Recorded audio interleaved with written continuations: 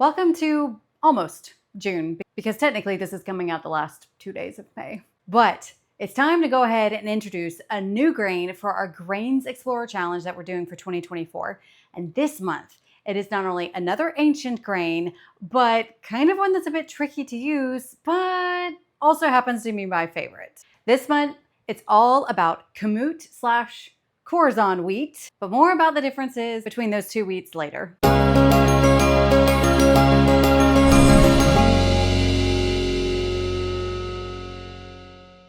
Hey y'all, welcome back to Grains and Grit. My name is Felicia, and on this channel, we talk about all the things real whole grains, all from a biblical perspective. So if you are a nerdy granny like me, then be sure to subscribe to this channel and like this video so more people will see it. So for those who are new, this is another video for our Grains Explorer Challenge for 2024. In the year 2024, we are challenging ourselves each month with a new grain and experimenting with it and seeing what all we can do with it, and also just learning about new grains, stretching our horizons beyond the typical grains that you might reach for. And as I mentioned in previous months, for the full adventure, be sure to join the Grainy Bunch, which is a wonderful group of grainies, and they get extra recipes, videos, and also a community to swap recipes and to talk about what went right, what went wrong, so on and so forth. Now again, you can join this challenge whether you're part of the Grainy Bunch or not. They just get a bit extra to go on the full adventure.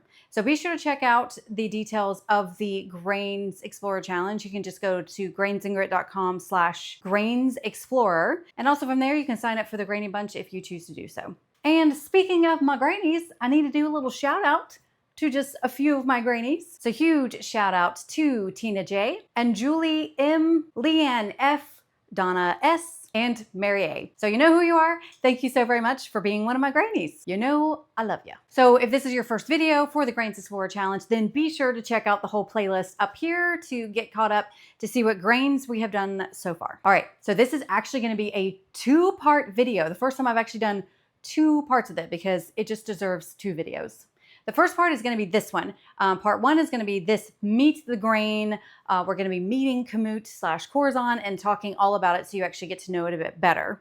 And then part two will be out next week, and that's where I'm going to be showing y'all the best rolls you've ever had in your life, and that is because they are made with Kamut. But it's a tricky grain, so that's why I think it needs its dedicated video to go in a bit more depth of how to use this ancient grain. Now, as always, in this video, here's what we're going to be covering. Now, this one's going to be different because we're going to start with the difference between Kamut and Khorasan, because you've probably seen them both, wondering what the difference is. And then, of course, we're just going to be going over a general overview and history of Kamut / Khorasan, the nutritional benefits, what this grain is used for, and how to use Kamut in your kitchen, and my personal recommendations. So before we begin, be sure to comment below to let me know, what is your experience with Kamut? Do you like it? Do you plan on trying it? What are your favorite recipes with it?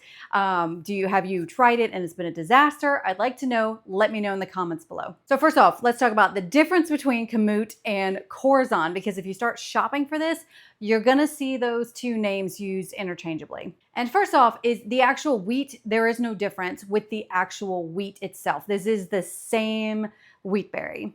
However, Kamut is actually the trademark name for Khorasan, and we'll get into the history of it later. But basically, the trademark was registered in order to preserve and protect this ancient grain. And so if you find Kamut, just know that that is trademarked and restricted to growing regulations. It's usually organic, so it has to meet certain qualifications in order to receive the trademark name, where Khorasan does not have to meet those same expectations. So for example, Khorasan may not necessarily be organic, but there is no GMO wheat, so you don't have to worry about that. But if organic is important to you, then may want to consider just buying the Kamut. But Khorasan is usually a little bit cheaper because it's not the trademark name. So for the sake of this video, to not constantly be saying Kamut / Khorasan, I'm just going to refer to it from here on out as Kamut. But just know I'm talking about the same wheat. Next up, let's talk about the history of Kamut. And the history of Kamut is actually a bit different than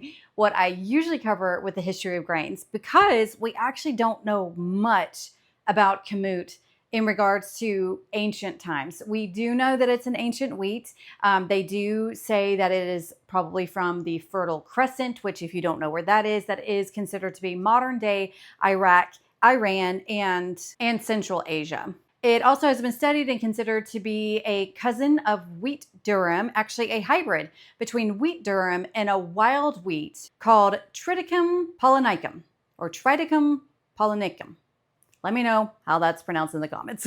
So we do know that's an ancient grain, but don't really have much to go on after that until it arrives to the United States. Now there's a website, Kamut.com, that I do recommend going to because this is where it really spells out the history of Kamut, and it's quite a fascinating story. So bottom line, the history of it began in 1949 when a U.S. airman stationed in Portugal, his name was Earl Deadman. He actually received some unusual looking wheat, and it was told to him that this was retrieved from tombs from the ancient pharaohs of Egypt. So this is part of it where you hear the story of where they've recovered wheat from ancient tombs and it's still been good and it grew. This is the origin of that story. But unfortunately, we do not have any way to confirm that. So it is figured that maybe it was just picked off, maybe it was just purchased from a street vendor in Cairo that stated they got it from one of the ancient tombs. We really don't know.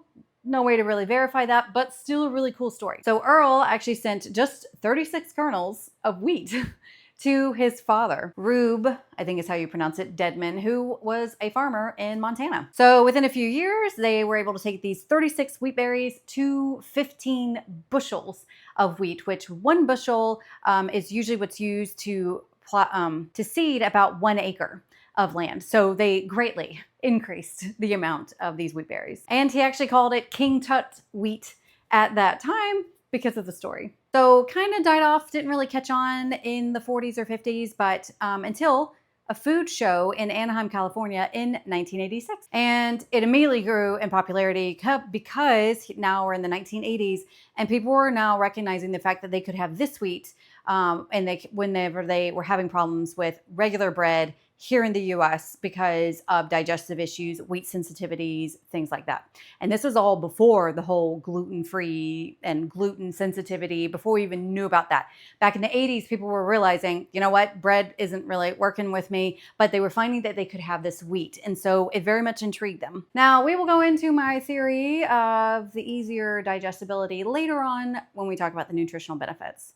But bottom line, it started to take off and the owner actually realized, hey, this is a great thing, but I want to preserve it and not allow it to be adulterated or anything like that. And that's why in 1990, they decided to trademark this grain and called it Kamut. And where they got that from is that's actually the ancient Egyptian word for wheat. So pretty clever there. So when you buy Kamut trademarked grain, this is a guarantee that it is an unhybridized, unmodified, ancient grain that we know and love. So that is a really cool story behind Kamut.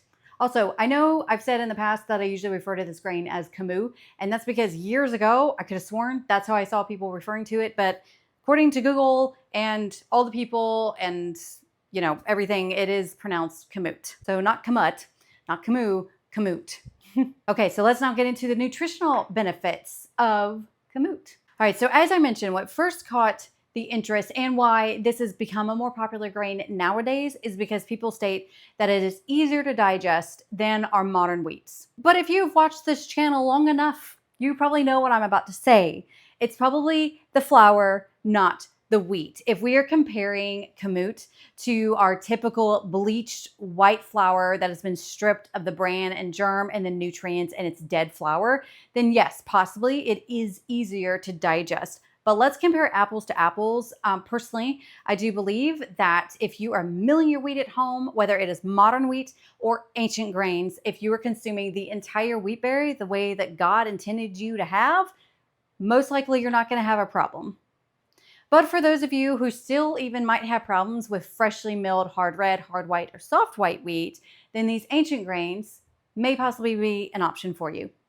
But as always, you should be milling at home or making sure that you at least have the whole grain, the entire wheat berry, bran, germ, all the things. I also will state that the flavor to Kamut is it's a wonderful, wonderful flavor if you haven't tried it yet. It is a light, nutty, buttery. Whenever I make it, you would almost think that it was actually white flour that I was using. As you will see in the rolls recipe, that it actually is so much lighter of a flour. I mean, you would think I was probably using store-bought flour. And most likely, if you make things from Kamut, if you make baked goods from Kamut, people probably won't even know that it's a whole wheat, whole grain flour. It's that good. Now, some unique things about the nutritional value of Kamut is that it's actually about 40% higher in protein than our more modern wheats of today. It's also very rich in zinc, magnesium, and selenium, as well as many polyphenols and fatty acids. It is known as a more high energy grain because of its high percentage of lipids, which typically provide more energy than refined carbohydrates. But again, I think if you're milling your own wheat, you're gonna have that anyway. Now, from a personal note, just because it's a higher protein, that usually means, oh, higher protein, meaning it'll be better for yeast spreads. Not necessarily the case with Kamut, because as far as the things that you need to have a good gluten structure, it's actually a bit lower in. So I find that if you're wanting those tall yeast loaf of breads, that a hard red or hard white is probably going to be better for you and easier for you, especially as a newbie, than to actually use with this ancient grain. Loaves can be made, but a little bit more tricky. So back to the protein of Kamut, especially in to give y'all a better idea of the higher protein. A 1 cup serving of Kamut provides 9.8 grams of protein. So as a basis for comparison, brown rice usually contains about 4.5 grams of protein, and quinoa, which is generally seen as a higher protein grain, provides about 8 cups per 1 cup cooked of quinoa. So again, this is just a higher protein grain. So if you're wanting to go higher in your protein, but also wanting to incorporate whole grains, this is another great grain to use. And as usual with whole grains, it is high in fiber. It's going to, especially when you mill it at home, making sure you have that bran and the germ, you're getting all the nutrients and all of that wonderful fiber that God put in there to help you digest this grain. So what is Kamut used for? Unfortunately, we don't really have the knowledge of how they typically used it with any certain cultures or ancient cultures. Again, it's kind of like the history kind of got cut off and then restarted in the 1940s and 50s. But it is considered a very popular health food nowadays, especially among those who are very sensitive to gluten. You're starting to see Kamut being used in more like processed cereals, crackers, things like that. And it's just where wheat is used. I mean, it's great for bread, pasta, salads, boil it, use it in stews, those type of things. So that leads to how I actually recommend using Kamut in your own kitchen at home.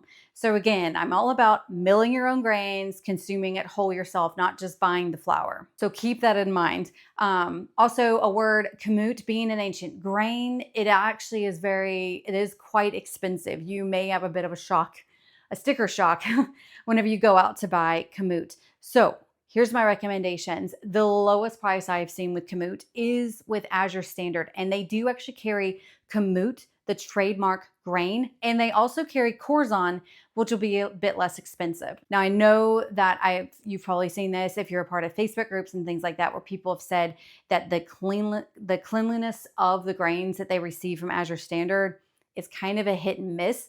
And I do have to agree with, but I have ordered Kamut from them many times, and I don't know if it's because it is trademarked, so more regulations with that, but it has always been a very clean grain, and I haven't had any problems with that, but I have not bought their Khorasan. I have also bought Kamut from Pleasant Hill Grain. It is more expensive there, but they definitely never have a problem with them. But it is a bit harder to find, but if you're wanting to try it, but a bit more on a budget, I do recommend Azure Standard, and I'll be linking all that for y'all below. Now, personally, as far as what to use Kamut for in your own kitchen, it makes the best rolls. Again, part 2 video coming next week, and flour tortillas.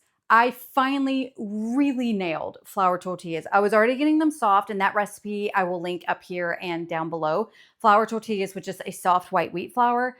But when you make it with Kamut, now it is a different recipe. And so the Grainy Bunch, that's actually going to be a recipe for you guys this month. But you make it with Kamut, and it is just so so good. I do think Kamut does the best when it comes to flatbreads, but it also is really good with rolls. It also makes delicious and amazing pizza crust. I also find that it mills into a very fine flour, kind of no matter what grain mill you have, just like how soft wheat tends to just mill and look a bit whiter.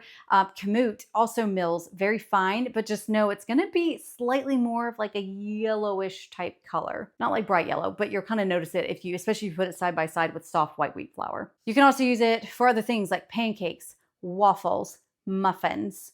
You can make loaves of bread, but I find that, it's a tricky grain. I do not recommend using this grain for newbies. If you're new to freshly milled wheat, get used to making it with hard red or hard white wheat first to understand what you're going for. And then you can make those judgment calls when switching over to Kamut. Because as you see next week, you can see where this can really go wrong really badly. So again, be sure to check out next week's video. If it's up, I'll link it down below and up here for y'all to know how to make these rolls. And it's also going to give you a better idea of how Kamut works as a grain. I tend to find that it's a bit more tacky and sticky to work with, but it is worth it. All right, so there you go. My grainies in the Grainy Bunch. Be sure to look out for extra recipes this month. Check out your member portal. And if you want to know more about this Grains Explorer Challenge, just go to grainsandgrit.com/Grains Explorer. You can also sign up for the Grainy Bunch through there as well. And I look forward to the other grains that we have to explore for the rest of this year. We're already, oh my word, we're like halfway through. Halfway through 2024, y'all.